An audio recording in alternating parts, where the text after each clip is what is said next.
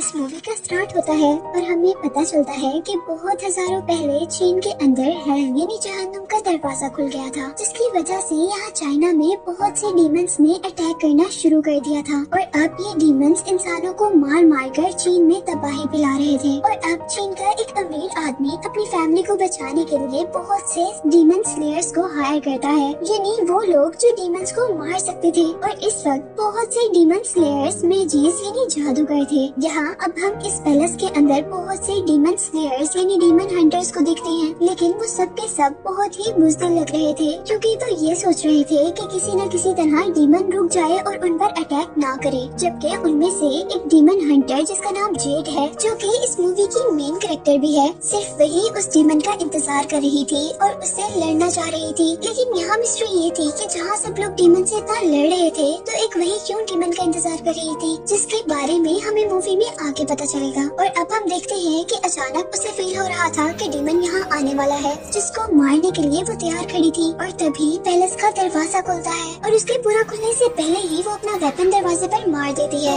अब उसके वेपन के दरमियान में जो आदमी फंसा था वो कोई डीमन नहीं था, जबकि उस आदमी का नाम टोंग बताया जा रहा था, जो कि जेड की तरह ही डीमन को मारने के लिए यहाँ आया था। यानी हम उसको भी डीमन हंटर कह सकते हैं। लेकिन यहाँ आते ही वो एक सेकंड के लिए जेड से डर गया था, क्योंकि जेड ने उस पर बहुत बुरा अटैक किया था। और इसीलिए वो जेड की खुश आमद करना शुरू कर देता है, उसे इंस्पायर यानी इम्प्रेस करने के लिए। पर जेड को उसकी बातों में कोई इंटरेस्ट नहीं था, क्योंकि वो यहाँ डीमन की प्रेजेंस को फील कर रही थी और उसी से लड़ना चाहती थी। और तभी अचानक हम देखते हैं कि वहाँ पैलेस में लगी हुई बेल्स बजने लगती हैं और अचानक जमीन टूट जाती है, जिसको देखते ही सारे के सारे डीमन सेंटर अपने अपने मैजिक का यूज करते हुए उस डीमन को हराने की कोशिश में लग जाते हैं। लेकिन वो डीमन उनके मैजिक से कंट्रोल में आने के बजाय उन्हीं लोगों को अपने पास खींच लेता है, जिसकी कुछ देर बाद कुछ हड्डियां जो कि यकीनन उन्हीं डीमन हंटर्स की थी, उस होल में से निकलती हैं जहाँ पर डीमन था। और ये सब कुछ देखकर उनका लीडर जिसने इन डीमन हंटर्स को हायर किया था, वो बहुत ज्यादा डर गया था। जबकि दूसरी तरफ यही सब देखते हुए दूसरे डीमन हंटर्स भी यहाँ से भाग गए थे, जिनका अब डीमन पीछा कर रहा था। जबकि उनके पीछे खड़ा हुआ टॉम, जो कि एक डीमन हंटर ही था, वो भागने के बजाय उनको देख रहा था, जिसको अचानक वो डीमन जो कि एक मॉन्स्टर की तरह दिख रहा है, वो अपनी हैंड लाइक टंग से पकड़ लेता है। जिसे देखते हुए अब कुछ और डीमन हंटर डीमन को मारने के लिए बाहर निकलते हैं, जिनको देखते हुए अब डीमन उनको अपने जायंट हैंड के नीचे दबाकर मारने वाला था। और उससे बचते हुए वो स्लेयर्स यानी वो हंटर्स वहाँ से बुज़दिलों की तरह भाग गए थे। जबकि यहीं पर अब हम डीमन को शहर की तरफ बढ़ता हुआ देखते हैं, और जहाँ जहाँ से अब वो गुजर रहा था वहाँ से ग्राउंड टूटना शुरू हो जाता है, जिसके रिजल्ट में पूरे शहर में ऐसा फील हो रहा था कि वहाँ पर अर्थक्वेक आ रहा हो, जिससे डर कर लोग अपनी जान बचाने के लिए एक महफूज मुकाम की तरफ भाग रहे थे। और वो डीमन सारी बिल्डिंग्स को गिराता हुआ लोगों के रश तक पहुँच गया था। और यहाँ डीमन हंटर्स अपने आखिरी अटैक के लिए शहर के एक बहुत बड़े ब्रिज तक पहुँचे थे। और इनके अब इस मैजिक अटैक से वो डीमन अपने आप को रिवील करते हुए पानी में से अपने आप को बाहर निकालता है। और इसके बाहर निकलते ही हमें पता चला था कि टोंग जिसको उस डीमन ने खा लिया था, वो असल में अभी तक मरा नहीं था, क्योंकि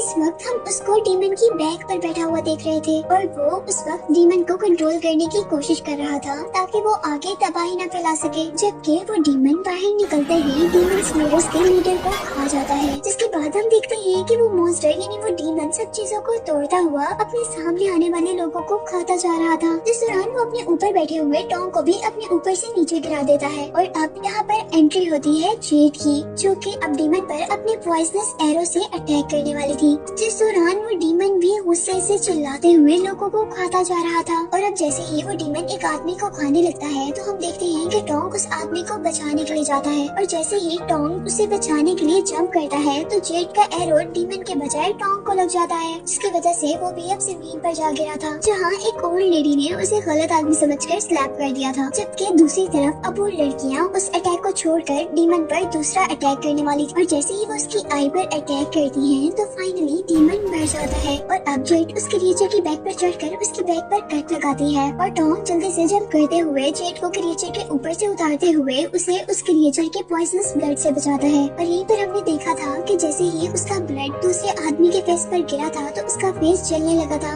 यानी उसका ब्लड बहुत ज्यादा खतरनाक था।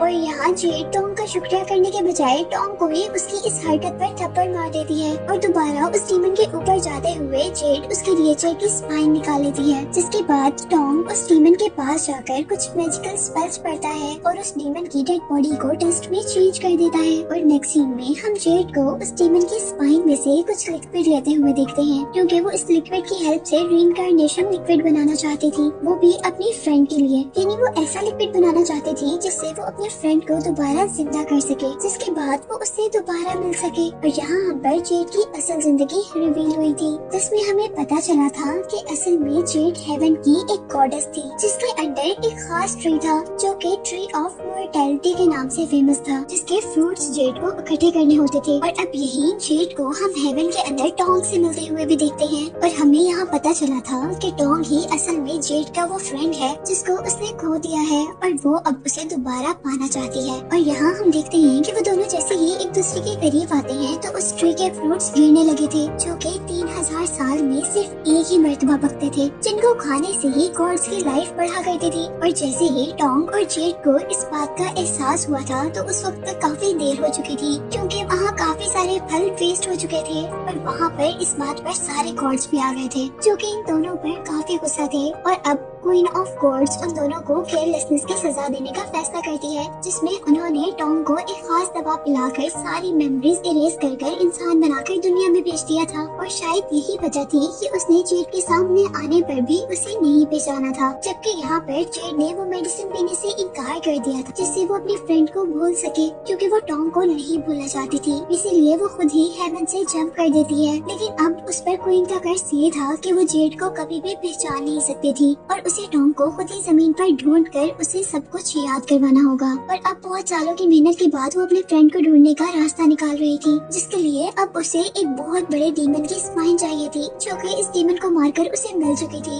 लेकिन अभी भी उसके मैजिक में एक चीज कम थी, जो कि एक साइक्लॉप की आंख थी। और यहाँ साइक्लॉप वो क्रिएचर होते हैं जिनके पूरे फेस पर सिर्फ एक ही आई होती है। यही इसके बाद हमें टोंग को दिखाया जाता है, जो कि जंगल में था, जिसके सामने से एक काफिला गुजर रहा था और कैरेज के अंदर हम बहुत ही खूबसूरत लड़कियों को देखते हैं, जो कि असल में डीमंस थी, जिनको टोंग ने पहली ही नजर में पहचान लिया था। जबकि वो डीमंस भी जान गई थी कि टोंग कोई आम इंसान नहीं है, बल्कि एक बहुत ही पावरफुल इंसान है, क्योंकि उन डीमंस को टोंग के इर्द गिर्द एक गोल्डन लाइट नजर आ रही थी। और यहीं पर एक ग्रीन ड्रेस डीमन टोंग को देखकर उसे पहचान जाती है और यहाँ उसे याद आता है कि टोंग उसका सेवियर है, यानी एक मर्तबा टोंग ने उसकी जान बचाई थी। और टोंग के इस दुनिया के पास्ट के बारे में हमें पता चलता है कि हेवन से आने के बाद वो एक ड्रैगन था जिसने डीमंस को मारा था और यहीं पर उसने एक बहुत ही बड़ी इविल क्रिएचर को बुद्धा स्टैचू के नीचे कैद भी कर दिया था। और यहीं पर हम देखते हैं कि उस क्रिएचर का एक बेबी उस क्रिएचर के मुंह से बाहर निकल कर आ गया था और यहाँ टोंग ने उसे देख भी लिया था,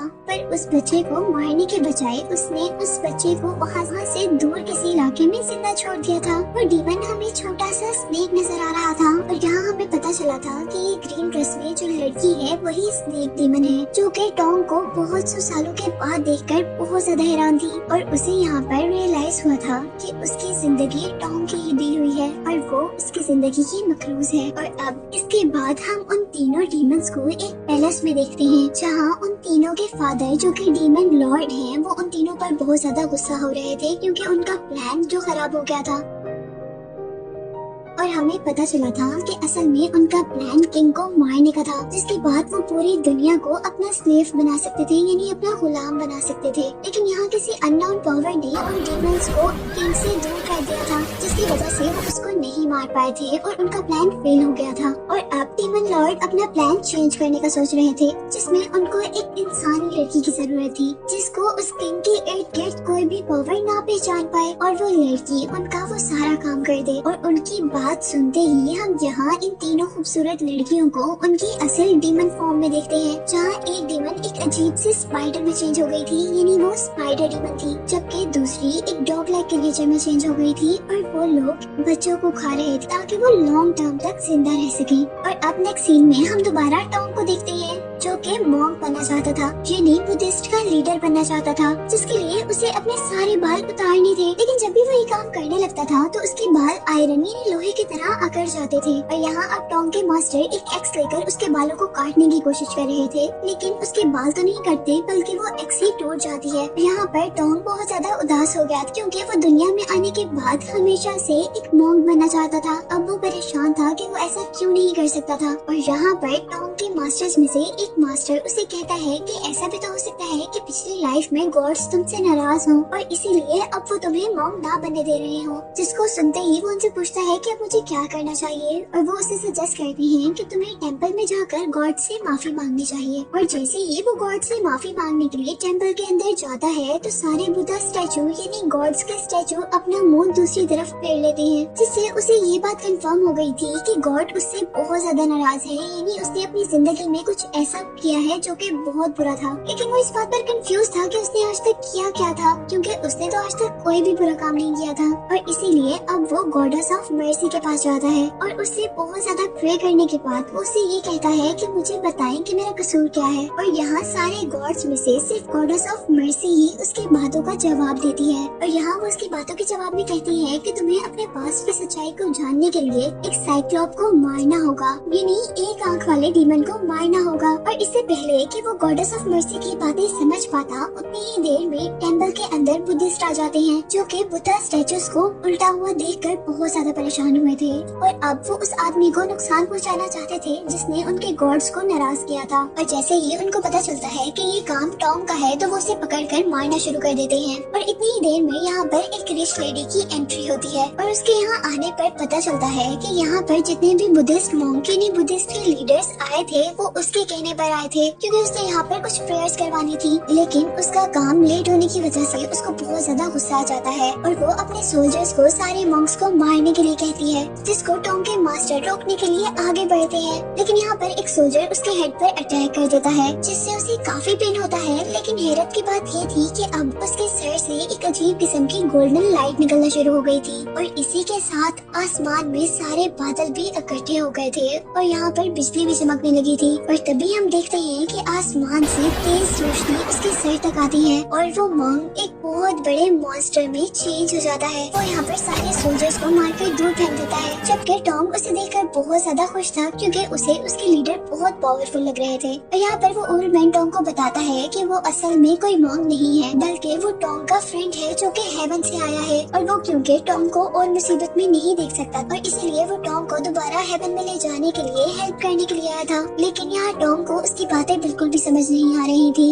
इसीलिए वो मॉन्स्टर उसके हेड पर हाथ रखता है और उसे उसके पास्ट के बारे में दिखाता है, जहाँ वो हेवन का एक गॉड है जिसको क्वीन ऑफ गॉड ने कर्ज देकर दुनिया में भेजा था। और साथ ही उन पर ये भी कर्ज था कि वो अपने फ्रेंड्स की शक्ल भी नहीं पहचान सकते। और ये देखते साथ ही जैसे ही टॉम पीछे मुंह करता है तो उसका फ्रेंड भी अब इंसानी शक्ल में चेंज हो चुका था।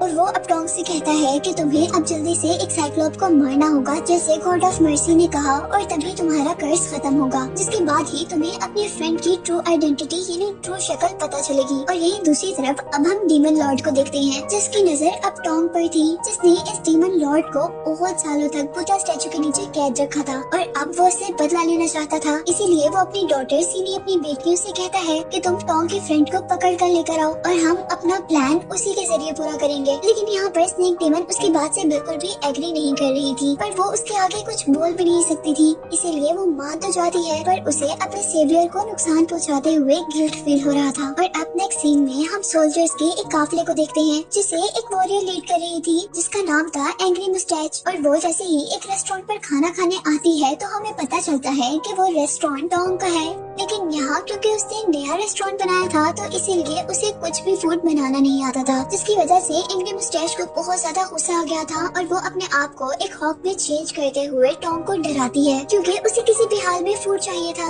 लेकिन जैसे ही वो अपनी गर्ल फॉर्म में दोबारा चेंज होती है तो उसके फेस पर एक ग्रीन कलर का लिक्विड गिरता है। जैसे ही वो रूफ की तरफ देखती है तो उस रूफ में कुछ सुराख हुआ था जिसके अंदर से एक बहुत बड़ी आई उनको नजर आ रही थी। और मूवी में जूम आउट करने पर हमें पता चला था कि वो एक बहुत ही बड़ा साइक्लॉप है, यानी एक आंख वाला डीमन है जिसको हमेशा से जेड भी ढूंढ रही है और जिसके बारे में गॉडेस ऑफ मर्सी ने भी कहा था कि अगर टॉम उसे मार दे तो उसे उसके पास्ट के बारे में सब कुछ पता चल जाएगा। और यहाँ हम देखते हैं कि वो साइक्लॉप बहुत ही बेरहमी से वहाँ सोल्जर्स को पकड़ता हुआ खा रहा था और साथ ही गाँव में तबाही फैला रहा था। और अब हम देखते हैं कि यहाँ पर जेड भी उसे पकड़ने के लिए आ गई थी, जबकि उससे बचने के लिए एंग्री मुस्टैच उसकी आई पर अटैक करने वाली थी। और क्योंकि जेड को उस साइक्लॉप की आंख चाहिए थी इसलिए वो एंग्री मुस्टैच के एरो के ऊपर ही अटैक करते हुए उस एरो को साइड पे करती है ताकि उस साइक्लॉप की आंख बच जाए, जिसके रिजल्ट में अब उस साइक्लॉप ने एंग्री मुस्टैच को ही पकड़ लिया था। लेकिन उस लड़की ने भी हार नहीं मानी थी और अपने स्वॉर्ड से उसके बड़े से मुंह के अंदर अटैक कर दिया था, जिससे उस साइक्लॉप को बहुत ज्यादा पेन हुआ था और उसकी पावर कम हो गई थी। और इसी तरह नीचे खड़े हुए सारे लोगों को मौका मिल गया था उस साइक्लॉप पर अटैक करने का, जिनके अटैक को बर्दाश्त करते हुए अब वो साइक्लॉप एंग्री मुस्टैच को वहाँ से बहुत दूर फेंकता है। लेकिन टॉम जल्दी से उस लड़की को बचा लेता है और यहाँ जेड जैसे ही उस साइक्लॉप के सर पर अटैक करती है तो उस साइक्लॉप को गुस्सा आ जाता है और वो अपने नीचे से अब टॉम को पकड़ लेता है। और यहाँ पर टॉम अपने उन अजीबोगरीब बालों का यूज करता है जो कि हमेशा से लोहे में चेंज हो जाते थे। और अब हम देखते हैं कि वो सब लोग साइक्लॉप से बचते हुए भाग रहे थे कि तभी जेड एक प्लान बनाती है। वो लोग टॉम के बालों को देखकर ये सोचते हैं कि क्यों ना हम उसके बालों का यूज करते हुए उस साइक्लॉप पर अटैक करें। और अब वो फाइनली टॉम की हेल्प से उसे मार देते हैं, जिससे गॉड ऑफ मर्सी के कहे के अकॉर्डिंग अब टॉम ने ही उस साइक्लॉप को मारा था। जबकि दूसरी तरफ हम देखते हैं कि जेड ने उस साइक्लॉप की आंख ले ली थी और वो अब अपने साथियों के साथ अपने लैब में पहुंचती है। और जैसे ही वो अपनी मशीन के अंदर उस आई को डालती है तो वहाँ पर एक प्रोजेक्शन स्टार्ट हो जाती है, जिसमें उस पर रिवील होता है कि टॉम ही वो आदमी है जिसको वो हजारों साल से ढूंढ रही थी। और यहीं पर हम देखते हैं कि टॉम भी उस लैब के अंदर आ गया था और टॉम भी वो सब कुछ देखकर बहुत इमोशनल हो गया था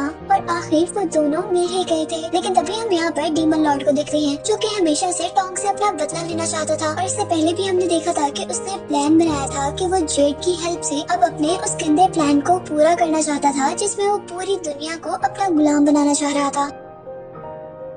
यहाँ उसके साथ उसकी डॉटर्स भी थी। और यहाँ इससे पहले कि डीमन लॉर्ड जेड पर अटैक करता टोंग उसे बचा लेता है, जबकि दूसरी तरफ एंग्री मुस्टैच अब उनकी हेल्प करने के लिए स्पाइडर डीमन से लड़ने लग जाती है, जहाँ पर वो स्पाइडर डीमन अपने स्पाइडर से अटैक कर रही थी, जबकि एंग्री मुस्टैच अपने स्वॉर्ड को एक फ्लाइंग बैट की तरह यूज करते हुए उन पर अटैक कर रही थी। और इसी दौरान वो एक डीमन को तो मार भी देती है। जबकि हम दूसरी तरफ टोंग को देखते हैं जो कि अभी भी डीमन लॉर्ड से लड़ रहा था। और अब क्योंकि वो डीमन लॉर्ड बहुत ही पावरफुल था इसीलिए वो जेड और टॉम को हराते हुए बाहर निकलता है, जहाँ पर एंग्री मुस्टैच थी। और उसे देखकर वो बहुत ज्यादा गुस्से में आ गया था क्योंकि उसने उनकी एक डॉटर को मार दिया था, जिसे देखते ही अब वो लड़की डीमन लॉर्ड पर अपनी स्वॉर्ड से अटैक करती है। लेकिन डीमन लॉर्ड उसकी सारी स्वॉर्ड्स को रोकते हुए उसी की तरफ दोबारा अटैक कर देता है, जिसकी वजह से वो वहाँ पर मर जाती है। और यहाँ पर हम टॉम को देखते हैं जिसको स्पाइडर डीमन ने अपने वेब से अटैक करते हुए वहाँ से बाहर निकाला था। और यहीं पर उसके पास डीमन लॉर्ड अपना बदला लेने के लिए आया था। और जैसे ही अब वो उसको मारने वाला था तो यहीं पर जेड उसे बचाने के लिए आ जाती है और वो डीमन लॉर्ड से बहुत ज्यादा रिक्वेस्ट करती है कि वो उसके फ्रेंड को छोड़ दे, लेकिन वो ऐसा नहीं करने वाला था। और फिर वो उससे कहता है कि ठीक है मैं उसे छोड़ दूंगा, लेकिन इसके लिए तुम्हें एक काम करना होगा। और क्योंकि जेड ने बहुत सालों बाद अपने फ्रेंड को पाया इसलिए वो अपने फ्रेंड के लिए कुछ भी करने के लिए तैयार थी। और वो यहाँ पर डीमन लॉर्ड की सारी बातें मान लेती है। और अब यहाँ पर डीमन लॉर्ड के कहने पर स्नेक डीमन उसके अंदर एक पैरासाइट डालती है, जिससे जेड भी अब पॉइजनस हो गई थी और उसने यही पॉइजन किंग के अंदर डालना था, जिससे वो किंग मर जाता और इस तरह डीमन लॉर्ड इस पूरी दुनिया पर कब्जा कर सकता था। और अब नेक्स्ट सीन में हम जेड को उस किंग के पैलेस में देखते हैं और यही दूसरी तरफ अब हम टॉम को देखते हैं जो कि बिल्कुल मरने ही वाला था। और तभी यहाँ पर स्नेक डीमन आती है और वो अपनी बॉडी के अंदर से अपनी स्पिरिचुअल एनर्जी निकाल कर टॉम के मुंह में डाल देती है, जिससे वो अब बिल्कुल ठीक हो सकता था। और उसने ऐसा ऐसा इसलिए किया था क्योंकि टोंग ने भी उसकी एक मर्तबा जान बचाई थी और वो यहाँ पर टोंग को जेड की लोकेशन भी बताती है कि वो इस वक्त कहाँ पर है और क्या कर रही है। और अब यहाँ इस टेम्पल के अंदर जहाँ पर इस वक्त टोंग था और करीब जाने पर उसे सुनाई देता है कि साइक्लोप को मारने पर उसे अब उसकी गॉड्स पावर वापस दे दी गई है और उसे जाकर अब अपने फ्रेंड को बचाना होगा। जबकि दूसरी तरफ अब हम जेड को देखते हैं जो कि किंग के माउथ में पॉइजन डालने ही वाली थी कि तभी वो अपना प्लान चेंज कर लेती है और इस पॉइजन को पकड़कर किंग को सारी की सारी सच्चाई बता देती है। और ये सब कुछ जो डीमन लॉर्ड देख रहा था उसे अब जेड के ऊपर बहुत ज्यादा गुस्सा आया था और इसीलिए वो जोर जोर से ड्रम बजाने लगा था, जिसकी वजह से जेड की बॉडी के अंदर जो पैरासाइट था वो उसकी बॉडी को नुकसान पहुंचा रहा था। जिसके साथ ही यहाँ पर स्पाइडर डीमन भी किंग को मारने के लिए आ गई थी, जिसको मारने के लिए यहाँ पर बहुत से सोल्जर्स आए थे पर वो अपने वेब्स की हेल्प से सारे सोल्जर्स को मार देती है, जिसको देखकर अब पूरी की पूरी आर्मी उस स्पाइडर डीमन को मारने के लिए आगे बढ़ी थी। और यहाँ पर डीमन लॉर्ड अब अपनी बेटी की आसानी के लिए आया था, जिसने अपनी एक ही मैजिकल वार से पूरी की पूरी आर्मी को डस्ट में चेंज कर दिया था। जबकि दूसरी तरफ स्पाइडर डीमन ने भी अपने वेब से किंग पर अटैक कर दिया था और इससे पहले कि वो किंग को मार पाती यहाँ पर अब टोंग आ जाता है और वो स्पाइडर डीमन के सारे वेब्स को इकट्ठा करते हुए उसी के ऊपर अटैक करता है और उसे बहुत से टुकड़ों में चेंज करते हुए खत्म कर देता है। और यहीं पर टोंग का फ्रेंड अब डीमन लॉर्ड से लड़ने के लिए दोबारा एक मॉन्स्टर क्रिएचर में चेंज हो गया था, लेकिन फिर भी डीमन लॉर्ड के आगे वो कुछ भी नहीं था, इसलिए डीमन लॉर्ड उस पर अटैक करते हुए उसे पीछे गिरा देता है। और यहीं पर अब हम टोंग को देखते हैं जिसने जल्दी से जेड के पास जाकर उसे अपनी पावर से दोबारा ठीक कर दिया था और फिर वो उसको लेते हुए बाहर आया था, जहाँ पर वो ओल्ड मैन यानी जेड का फ्रेंड डीमन लॉर्ड से लड़ रहा था। पर डीमन उसे बार बार बहुत ही आसानी से हरा रहा था और एक टाइम वो भी आया था जब डीमन लॉर्ड ने उस बड़े से मॉन्स्टर को उठाकर दूर फेंक दिया था, जिसकी वजह से वो दोबारा अपनी ह्यूमन फॉर्म में चेंज हो गया था। लेकिन वो ओल्ड मैन यानी टोंग का फ्रेंड अभी भी हार नहीं मानता और दोबारा डीमन लॉर्ड पर अटैक करने के लिए खड़ा होता है। जबकि यहीं पर हम जेड को भी देखते हैं जो डीमन लॉर्ड पर अटैक करने के लिए आगे बढ़ती है, लेकिन क्योंकि उसमें बिल्कुल भी पावर्स नहीं थी इसलिए डीमन लॉर्ड उसे एक ही किक में वहाँ से दूर गिरा देते हैं, जिससे उसको बहुत ज्यादा चोट आती है। और यहीं पर टोंग के फ्रेंड ने अब दोबारा डीमन लॉर्ड पर अटैक कर दिया था, लेकिन यहाँ डीमन लॉर्ड ने उसे हरा कर बहुत दूर फेंका था और अब के डीमन लॉर्ड के इस अटैक से वो मर गया था। लेकिन इस लड़ाई में टोंग का सिर्फ फ्रेंड ही नहीं मरा था, बल्कि टोंग के फ्रेंड ने डीमन लॉर्ड को भी बहुत नुकसान पहुंचाया था, जिससे उसे बहुत ज्यादा ब्लीडिंग हो रही थी और वो बिल्कुल मरने के करीब था। और अब वो अपनी बेटी यानी स्नेक डीमन से उसकी स्पिरिचुअल पावर मांगता है, जो कि वो पहले ही टोंग को दे चुकी थी। और यहीं पर हम देखते हैं कि टोंग के हाथ में जेड की भी डेथ हो गई थी, जिसे देखकर वो बहुत ज्यादा उदास हुआ था। लेकिन उसकी डेथ से अब टोंग को उसकी सारी गॉड एनर्जी वापस मिल गई थी और यही डीमन लॉर्ड जो कि बिल्कुल मरने के करीब था वो भी अपनी असल शक्ल में आ गया था, जिसको देखते ही स्नेक डीमन अब समझ गई थी कि वो अब उसे ही खाने वाला है, क्योंकि डीमन लॉर्ड को हर हाल में एनर्जी चाहिए थी और डीमन लॉर्ड ऐसे ही करता है, वो अपनी बेटी को ही खाकर अपने अंदर एनर्जी पूरी कर लेता है। और अब वो ड्रैगन जल्दी से टॉम की तरफ बढ़ता है, जो कि एक गोल्डन गॉड में चेंज हो चुका था, जो कि अपने मैजिक का यूज करते हुए अपने जैसे बहुत सारे सोल्जर्स को बाहर निकालता है और उससे उस ड्रैगन पर अटैक करवाता है। और अब उस ड्रैगन को मारने के लिए टॉम भी उसी ड्रैगन की तरह अपने अंदर से बनाए हुए सारे ही सोल्जर्स को असेंबल करते हुए वैसे ही ड्रैगन बन जाता है और उससे लड़ता है। लेकिन यहाँ पर अब वो रेड ड्रैगन टॉम पर अटैक कर देता है, जिसकी वजह से वो वहाँ पर टूट गया था। लेकिन टॉम ने अभी भी हार नहीं मानी थी और उसने अपनी बॉडी से निकले हुए सारे ही सोल्जर्स को अब एक इंसान में बदल दिया था और आखिर एक जोरदार पंच उस ड्रैगन को मारते हुए आखिर उस ड्रैगन को हरा ही दिया था। और फिर वो ड्रैगन को मारने के बाद दोबारा जेड के पास जाता है, जो कि डस्ट में चेंज हो चुकी थी, जिसे देखकर वो बहुत ज्यादा दुखी हो गया था। और यहाँ पर अब एंट्री होती है गॉडेस ऑफ मर्सी की, जो उसे बता रही थी कि हेवन तुम्हारा इंतजार कर रही है और तुम हेवन में जा सकते हो। लेकिन वो हेवन में जाने से इनकार कर देता है और उन्हें कहता है कि मेरा यही कर्ज है कि मैं अपनी फ्रेंड के बगैर रह रहा हूँ। और उसकी बात सुनते ही गॉडेस ऑफ मर्सी उसकी फ्रेंड की सोल को एक बर्ड में चेंज करते हुए हमेशा के लिए उसके साथ दे देती है, जिसके बाद हम टॉम को हेवन में जेड की सोल के साथ देखते हैं और यहीं पर मूवी एंड हो जाती है।